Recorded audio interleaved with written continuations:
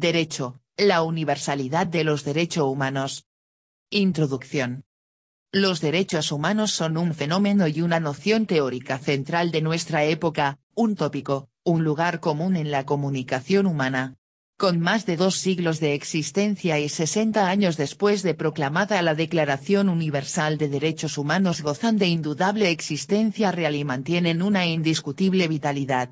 Sin lugar a dudas, y como afirman reconocidos autores como Carlos Santiago Nino, son uno de los más grandes inventos de nuestra civilización. 1. Los derechos humanos son el conjunto de prerrogativas sustentadas en la dignidad humana, cuya realización efectiva resulta indispensable para el desarrollo integral de la persona. Este conjunto de prerrogativas se encuentra establecido dentro del orden jurídico nacional, en nuestra Constitución política, tratados internacionales y las leyes.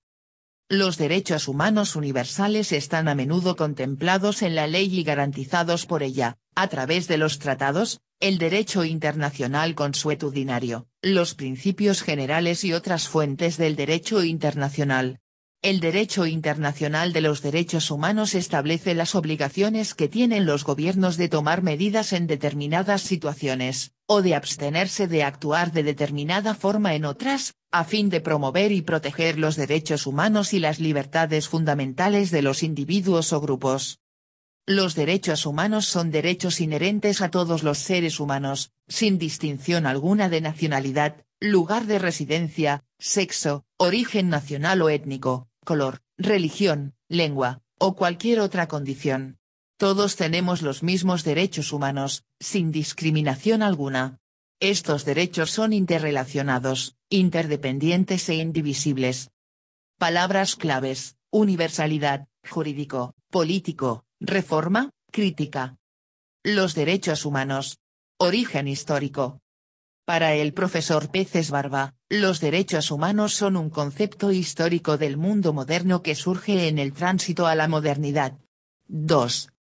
En el mundo antiguo y medieval pueden encontrarse importantes aportes a la formación de una conciencia en torno a la dignidad humana y sin que sean propiamente derechos humanos, los cuales se han ido sumando para lograr la consolidación de la noción moderna que hoy compartimos. Es decir, antes del tránsito a la modernidad existía la idea de dignidad de la persona, pero su realización no se concebía a través del concepto de derechos fundamentales, pues este es un concepto histórico del mundo moderno. En los siglos bis se configura la teoría de los derechos naturales 3, la cual influye en el racionalismo humanista de H. Grocio 4, dando con ello un impulso a la evolución de los derechos naturales, sobre todo a su laicización o desacralización, en tanto se hace relativa necesidad de Dios en los asuntos humanos. Es decir, se acepta la posibilidad de que los hechos humanos ocurran con o sin la necesaria presencia de Dios. Cuando nos referimos a asuntos humanos se hace referencia a hechos de resorte claramente social y político como el establecimiento de normas. Con J. Locke, 1632, 1704, la defensa de la ley de la naturaleza 5 de los derechos naturales, vida, libertad y propiedad, se convirtieron en principio legitimador básico del gobierno. En efecto, considera de una parte, que el fin que lleva a los hombres a unirse en los estados y a ponerse bajo un gobierno en la preservación de su propiedad, cosa que no podrán hacer en el estado de naturaleza por faltar en él muchas cosas. 6. De otra parte, en estrecha conexión, advierte que todo mandato, poder y autoridad de que es investido el magistrado no es con otro propósito que para ser utilizado para el bien, la conservación de la paz de los hombres en aquella sociedad en la que él ha sido puesto. 7.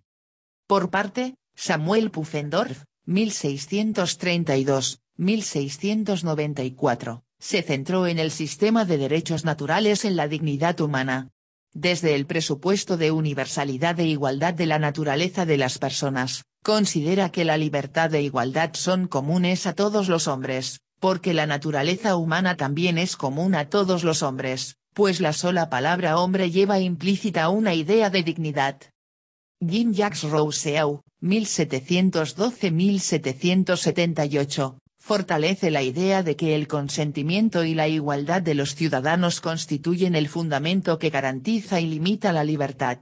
A propósito de esta indisoluble relación de la igualdad, la libertad, considera el propio Rousseau que, si buscamos en qué consiste precisamente el mayor de todos los bienes, que debe ser el fin de todo sistema de legislación, encontramos que se reduce a estos dos objetivos principales, la libertad y la igualdad. 8. Como expresión del interés del iusnaturalismo iluminista por convertir en derecho positivo los derechos naturales, durante la segunda mitad del siglo XVIII se produjo la paulatina sustitución del término clásico de los derechos naturales por derechos del hombre y derechos fundamentales. 9. Una serie de rasgos económicos, políticos, ideológicos, culturales, científicos, y jurídicos, estrechamente relacionados, que identifican el mundo en el paso de la Edad Media a la Edad Moderna, tránsito a la modernidad, son necesarios para comprender la génesis de los derechos humanos. Desde el punto de vista económico, el tránsito a la modernidad se caracteriza por la aparición progresiva de un sistema que en su maduración será el capitalismo. Cabe recordar que en la Edad Media existía un sistema económico localista y estable. Desde el punto de vista social, el tránsito a la modernidad se caracteriza por el ascenso de la burguesía como clase que, con su espíritu democrático, urbano y liberal, disuelve las concepciones sociales tradicionales e impulsa las reivindicaciones de libertad religiosa y de limitación al poder.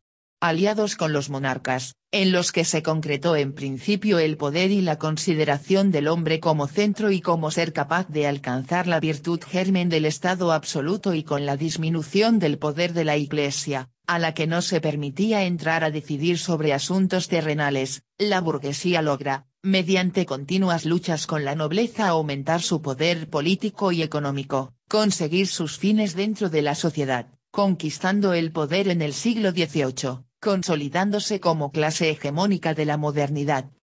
La progresiva maduración de capitalismo y el creciente protagonismo de la burguesía favorecieron la mentalidad individualista que caracteriza la modernidad y sobre el cual descansa la moderna construcción teórica del liberalismo y los derechos humanos. El capitalismo y la burguesía, que están en la base de la nueva mentalidad y nueva forma política que aparece en el tránsito a la modernidad, llevarán al surgimiento de la ideología liberal.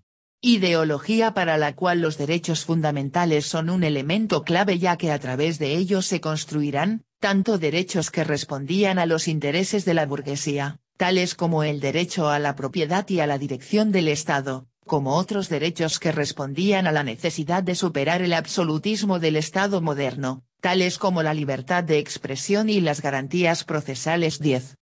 Desde el punto de vista político y jurídico, el tránsito a la modernidad se caracteriza por el surgimiento del Estado, primero estamental y más adelante absoluto.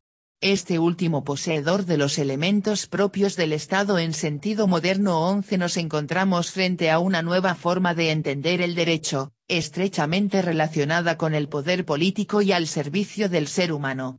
Relación poder-derecho caracterizada por la ampliación de la sujeción jurídica y la existencia de controles al poder que marcan el inicio de una concepción sobre la igualdad y la libertad de los ciudadanos, como contenidos de moralidad desde los cuales en la actualidad se enmarca el discurso dualista de los derechos. 12.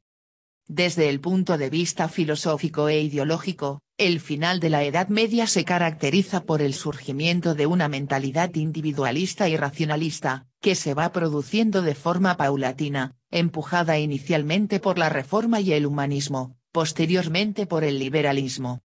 La Reforma refuerza el individualismo, exige un ámbito de autonomía e impulsa el principio de tolerancia y el reconocimiento de libertades civiles. El humanismo, desde la valorización de la dignidad y el valor propio del hombre, impulsó una ética de la libertad, reorientando el pensamiento medieval según el cual el mundo y el orden social emanaban de la voluntad divina, a uno en el que el mundo y el orden social estaban determinados por la potencialidad y voluntad de los seres humanos. En el tránsito a la modernidad, el derecho será cada vez más un derecho producido por el poder político. Se configura en este momento histórico el derecho moderno. un derecho que contribuirá, mediante su aporte a las necesidades de organización social y a la legitimación del monopolio del uso de la fuerza frente al pluralismo de poderes medievales, a la consolidación del Estado en su sentido moderno como productor exclusivo de las normas jurídicas 13. En general, el derecho en el tránsito a la modernidad avanzará hacia la creación de un ordenamiento propio de los estados modernos, cuyos rasgos generales son su carácter racional, completo, con normas generales y abstractas, más identificado con la ley que con la justicia del caso concreto, en el que se consolidan las ideas de derecho subjetivo y coactividad como rasgos esenciales de lo jurídico y en el que son esenciales las distinciones entre derecho y moral, así como entre derecho público y privado. Los derechos humanos universalmente. La universalidad de los derechos humanos es uno de los rasgos o características de más amplia aceptación como nota central o consustancial a la idea misma de derechos humanos. Es decir, existe un amplio consenso en torno a este rasgo como una de sus características centrales. La universalidad de derechos humanos suele significar que estos se adscriben a todos los seres humanos. Es decir, universales, porque están presentes en todos los seres humanos, sin excepción alguna de tiempo, de lugar o de sujeto. Son parte fundamental, el presupuesto filosófico del Estado liberal, en tanto Estado con límites al poder. Derechos como el derecho a la vida, a la libertad, a la seguridad y a la felicidad, que son atributo de todos los hombres por naturaleza. Derechos que el poder político debe respetar y garantizar frente a cualquier intervención del mismo Estado o de los demás. Defender la universalidad de los derechos humanos supone admitir que los seres humanos no reconocemos derechos iguales a pesar de las circunstancias accidentales, supone admitir por tanto, que es más importante ser humano que pertenecer a una nación, etnia o cultura. Desde la teoría de los derechos, el atributo de universalidad de los derechos humanos más que un adjetivo, es un elemento central, consustancial de su propio concepto, es sin lugar a dudas, uno de los rasgos más distintivos de los derechos humanos. La centralidad de la universalidad en la concepción de los derechos humanos es una constante en la concepción que sobre los derechos humanos tienen destacados teóricos en la materia. En general, el tema de la universalidad de los derechos está en la preocupación actual en la reflexión de muchos estudios y científicos de las ciencias sociales y humanas. 14. Prieto Sanchis 15 sostiene que los derechos humanos son áreas de inmunidad, facultades de acción y exigencias de prestación reconocidas al individuo, o con pretensión de ser reconocidas por el derecho positivo, con carácter universal y oponible frente a todos, en especial frente al poder. La importancia y centralidad de la universalidad de los derechos humanos, se vincula al debate sobre asuntos teóricos y prácticos en relación con la crisis de la ciudadanía, pues se considera que este hunde sus raíces en la teoría de los derechos humanos, especialmente en relación con su universalidad y los postulados modernos de libertad, igualdad y solidaridad. Hoy por hoy, la idea de universalidad suele considerarse como necesaria para mantener la idea misma de derechos humanos, al punto que muchos consideran tautológico afirmar que el goce de los derechos es una prerrogativa o privilegio que le corresponde, sin excepciones, a todo miembro de nuestra especie. En otras palabras, que los derechos son humanos, necesariamente son universales. Críticas a la universalidad de los derechos humanos. Si bien, el carácter universal de los derechos humanos ha sido un elemento central y ampliamente aceptado en la noción de derechos humanos, en la actualidad es objeto de múltiples críticas e impugnaciones. Como ha señalado Javier de Lucas, en estos últimos años se vienen multiplicando las ocasiones en las que se somete a debate esta tesis que, hasta ahora, al menos en línea de principio, parecía indiscutible. 16. Las críticas, que no cesan, provienen de particularismos, relativismos, perspectivismos o historicismos y pueden ser explicadas, en principio, por tres factores: primero, el nuevo orden mundial multicultural y sus consecuencias; segundo, la debilidad o inexistencia del acuerdo conceptual sobre el rasgo de universalidad y, tercero, la contradicción entre la proclamación teórica de la universalidad y su pobreza fáctica. Sobre el primer factor cabe anotar que resulta incuestionable que vivimos en un orden mundial que ha contribuido a la multiplicación de códigos culturales y de identidades diversas y aparentemente incompatibles, caracterizado por la extensión de diversas formas y matices de relativismo cultural, ético y jurídico desde los que no resulta muy fácil aceptar modelos normativos, jurídicos, políticos, como los derechos humanos, que suponen un consenso amplio o universal sobre valores.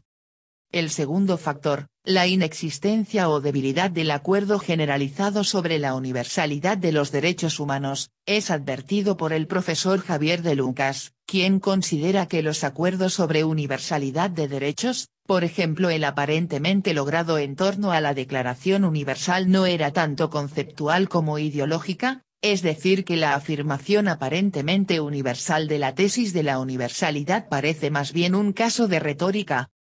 A lo anterior se suma el tercer factor descrito como el inocultable contraste existente entre la proclamación teórica de la universalidad y la pobreza fáctica en su materialización.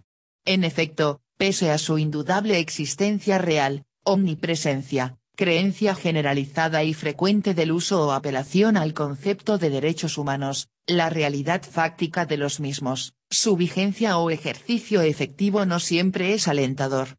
Como plantea el profesor Pérez Luño, la Declaración Universal de Derechos Humanos sigue siendo una bella promesa incumplida para importantes sectores de la humanidad. 17. Críticas jurídicas. Muchos afirman que en la actualidad la universalidad jurídica de los derechos humanos es siendo una falacia, una quimera, cuando no una falsedad, simples declaraciones retóricas o, a lo sumo, vagos programas políticos jurídicamente irrelevantes. Quienes sostienen este tipo de opinión, han estructurado una serie de críticas contrarias a la idea de universalidad jurídica de los derechos humanos. Discursos que afectan los postulados básicos de la universalidad racional y que se pueden clasificar en tres grandes grupos: primero, críticas en torno a los bienes jurídicos tutelados; segundo, críticas en torno a los titulares de los derechos; y tercero, críticas en torno a los sujetos obligados. Conclusión. El debate sobre la universalidad de los derechos humanos es desde el punto de vista teórico útil y necesario. Gracias a él se fortalece el concepto mismo de universalidad, así como toda la teoría en pro de los derechos humanos en general. Aunque resulte paradójico, desde el punto de vista teórico, las críticas a la universalidad han contribuido de forma muy positiva a clarificar el discurso actual sobre la universalidad y por esta vía al fortalecimiento de la noción general de derechos humanos. Es decir, a mayores críticas, mayores ganancias y claridades conceptuales sobre la misma y, al final, mayor fortalecimiento de la universalidad en la medida que el análisis y la réplica o refutación de las críticas precisa de un ejercicio de clarificación y dilucidación conceptual muy importante para el fortalecimiento de la idea no solo de la universalidad, sino de los derechos humanos.